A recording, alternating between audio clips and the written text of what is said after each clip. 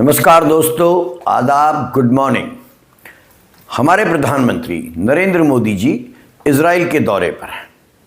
उनका इजराइल दौरा लेकिन देश में भारी राजनीतिक हलचल का कारण बन गया है और इस कारण के पीछे है इस दौरे का एप्स्टीन फाइल्स के साथ जोड़ा जाना। दरअसल भारत की जो पश्चिमी एशिया नीति है वो दशकों तक आज़ादी के बाद से ही एक बड़ी क्लियर कट वैचारिक रेखा पर चलती रही है और वो है फिलिस्तीन राष्ट्रवाद के प्रति भारत का समर्थन और भारत की सहानुभूति। लेकिन अब ये बदल गया है। 2014 के बाद हम इजराइल के ज़्यादा नज़दीक आ गए। अमूमन होता ये है कि सरकार किसी की भी हो, किसी भी विचारधारा वाले दल की हो, देश की जो विदेश नीति है उसे परिवर्तित नहीं किया जाता है। विदेश नीति में आमतौर पर स्थायित्व बना रहता है, लेकिन 2014 के बाद ऐसा नहीं हुआ है। हमने अपनी विदेश नीति में बड़े परिवर्तन किए हैं। वो परिवर्तन अच्छे के लिए हैं या बुरे के लिए हैं, ये वक्त बताएगा। जैसे एक बात तय है, हम पूरी तरह अमेरिका परस्त देश हो गए हैं और अमेरिका हम पर हावी है। एक दौर वह भी था जब सोवियत संघ और बाद में रूस हमारा सबसे सच्चा मित्र था, लेकिन अब ऐसा नहीं है। और जो इजराइल के साथ हमारे संबंधों में बदलाव आया है उसका कारण भी अमेरिका है, क्योंकि अमेरिका हमेशा से ही इजराइल का समर्थक रहा है। 2014 में प्रधानमंत्री नरेंद्र मोदी जी के प्रधानमंत्री बनने के बाद हमारी इजराइल के साथ निकटता बढ़ी है और अब कांग्रेस एप्स्टीन कनेक्शन का मुद्दा इससे जोड़ रही है और ये स्पष्ट आरोप लगा रही है कि इजराइल के साथ जो हमारा बड़ा प्रेम चल रहा है उसके पीछे दरअसल में ये फाइल्स हैं जिनमें बहुत कुछ ऐसा है जो प्रधानमंत्री नरेंद्र मोदी के लिए और उनके करीबी उद्योगपतियों के लिए बड़ी मुसीबत का कारण बन सकता है। और इसी कारण दबाव में आकर भारत का नेतृत्व अमेरिका के इशारों पर नाच रहा है। पहले तो समझते हैं कि हमारी नीति आज तक क्या रही है इजराइल और फिलिस्तीन के संबंध में। आज़ादी के बाद से ही जब नेहरू जी के नेतृत्व में गुट निरपेक्ष आंदोलन या नॉन अलाइंग मूवमेंट शुरू हुआ, हम लोगों ने तय किया था, भारत ने तय किया था, हम किसी भी महाशक्ति के पक्ष में नहीं खड़े दिखाई देंगे, न्यूट्रल रहेंगे। 1974 में फिलिस्तीन मुक्ति संगठन PLO, पैलेस्टाइन लिबरेशन ऑर्गेनाइजेशन को मान्यता देने वाले गैर अरब देशों में भारत शामिल था और भारत ने स्पष्ट कर दिया था वो फिलिस्तीन को एक इंडिपेंडेंट राष्ट्र मानता है। यासिर अराफात जो फिलिस्तीन के सबसे बड़े कद्दावर नेता रहे, उनके और भारत के नेताओं के संबंध बेहद प्रगाढ़ थे। इंदिरा गांधी से लेकर राजीव गांधी तक, यहाँ तक कि नरसिम्हा राव काल तक भी हमारे संबंध बहुत घनिष्ठ रहे हैं। अराफात को जब भी वो दिल्ली आते थे उनको एक राष्ट्र के प्रमुख के रूप में भारत राजकीय सम्मान देता था।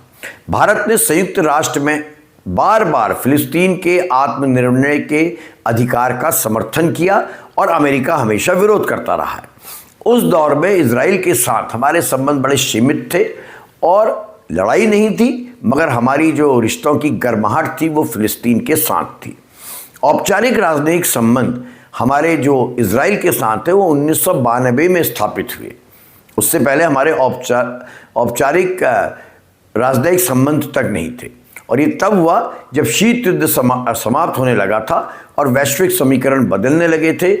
PV नरसिम्हा राव के शासनकाल में हमने ओपन डोर पॉलिसी अपना ली थी और हम विदेशी पूंजी निवेश को आमंत्रित करने लगे थे। आप ये भी कह सकते हैं कि नेहरूवादी समाजवाद से हम बाहर निकलने लगे थे। 90 से लेकर 2000 का जो पीरियड रहा, 20 साल, उसमें ये परिवर्तन बहुत तेज हुआ। भारत ने सुरक्षा और रक्षा जरूरतों के लिए इजराइल के साथ मित्रता बढ़ानी शुरू करी, खासकर कारगिल युद्ध। और याद रखिएगा तब भी भारतीय जनता पार्टी की सरकार थी और अटल बिहारी वाजपेयी जी हमारे प्रधानमंत्री थे 1999 में। उस दौरान इजराइल ने हमें बहुत ज़्यादा सैन्य सहायता पहुंचाई, जिससे हमारी इजराइल के साथ दोस्ती बढ़ी। लेकिन अटल जी के समय में भी फिलिस्तीन के समर्थन की नीति हमने बरकरार रखी। आप इसे कहते हैं हम कह सकते हैं हम बैलेंस करके चलते थे।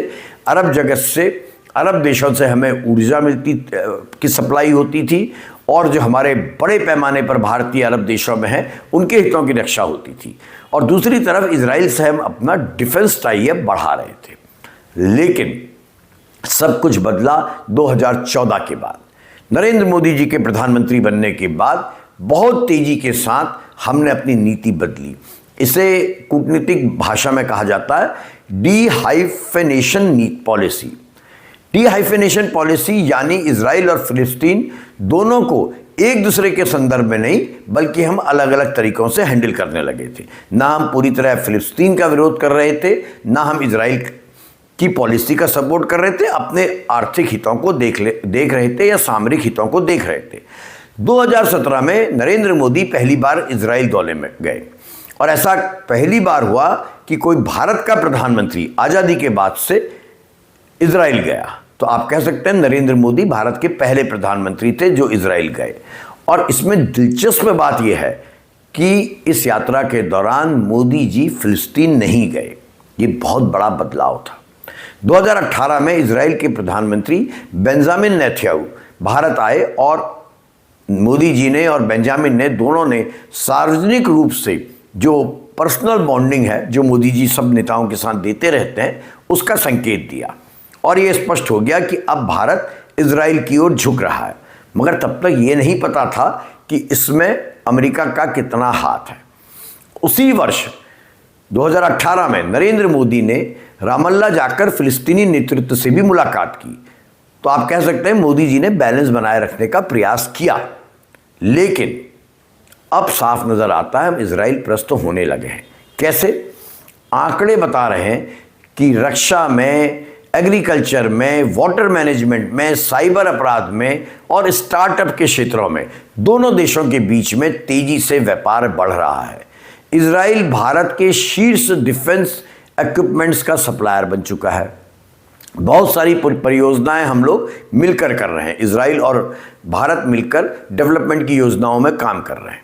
जैसे मिसाइल सिस्टम को डेवलप करने का कि जो हमारा समझौता है इजराइल के साथ वो तेजी से चल रहा है 2014 के बाद। लेकिन अभूतपूर्व तेजी आई है संबंधों को प्रगाढ़ करने के लिए। कुछ ऐसे प्रस्ताव यूएनओ में, संयुक्त राष्ट्र में आए थे जिनमें भारत ने इजराइल के खिलाफ वोटिंग पैटर्न में आप कह सकते हैं लचीलापन दिखाया। उसने इजराइल के विरोध में वोट नहीं डाला, अनुपस्थित हो गया, एब्स्टेंट हो गया। तब भी इसमें हल्ला मचा था, कांग्रेस ने इस पर आपत्ति दर्ज कराई थी। अब आते हैं कि कांग्रेस प्रधानमंत्री जी के ताज़ा दौरे पर क्या कह रही है।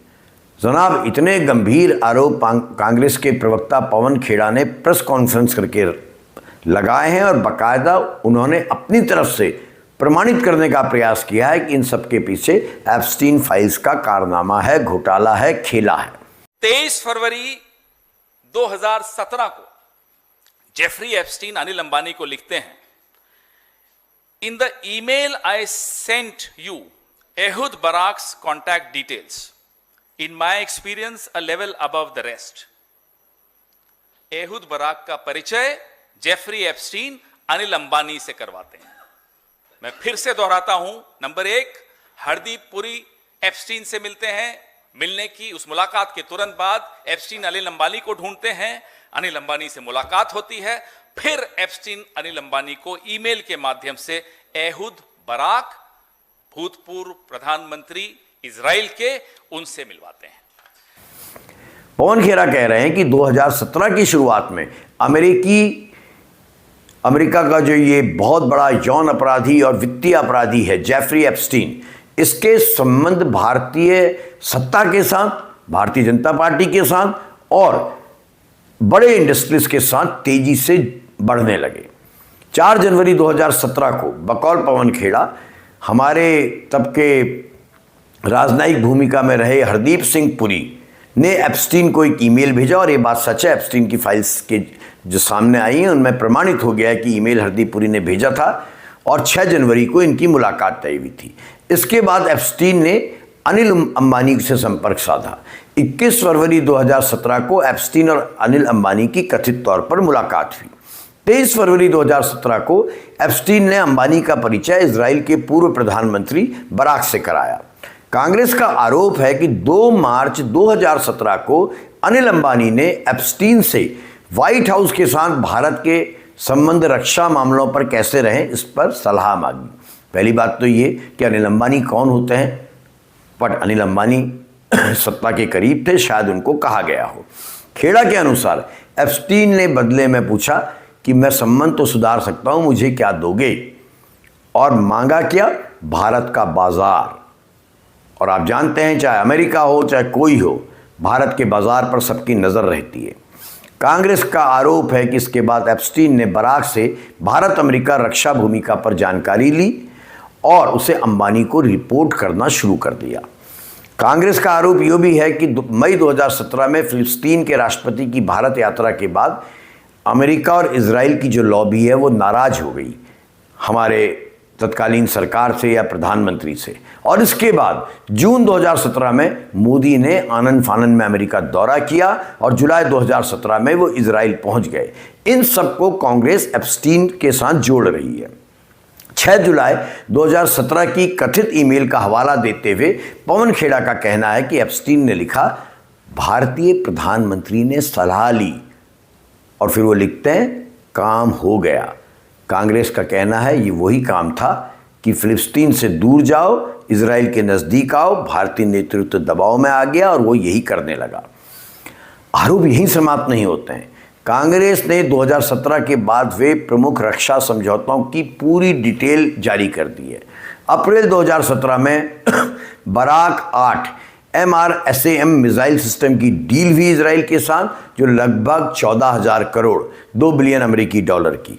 2017 में ही नेवी के लिए एक बड़ा ऑर्डर दिया गया इजराइल को 5,000 करोड़ का, 770 मिलियन अमेरिकी डॉलर का। 2017 में ही पेगासस विवाद से जुड़ा व्यापार रक्षा समझौता होता है, लगभग 2 बिलियन अमेरिकी डॉलर का पैकेज दिया जाता है, ऐसा आरोप है इजराइल को। मार्च 2020 में लाइट मशीन गन खरीदी गई 880 करोड़ की। 2022 में हाइफा पोर्ट का अधिग्रहण हुआ अडानी समूह के साथ टाई अप में, जिसमें 1.2 बिलियन अमेरिकी डॉलर इजराइल को दिए गए। 2018 के बाद अंबानी का इजराइल के साथ तेजी से मित्रता बढ़ी।